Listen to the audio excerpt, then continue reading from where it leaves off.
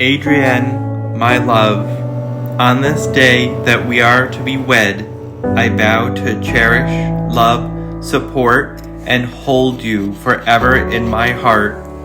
As it is said in the Song of Songs, hark, my lover, here he comes springing across the mountains, leaping across the hills.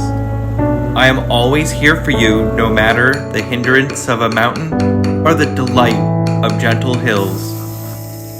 Together we see no mountains or hills, for our love is forged from bliss, an energy that is unlimited and transcends the mere physical. On this day that we are to be wed, together we cherish, love, support, and hold one another forever in our hearts.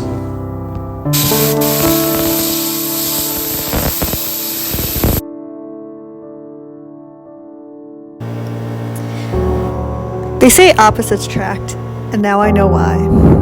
Because when I think about when we first met, we were very different people. We had different interests, we were studying different subjects, we were involved in different activities. But slowly, over time, we learned how to embrace each other's differences. And I realized that you have the parts of me that were missing in my life.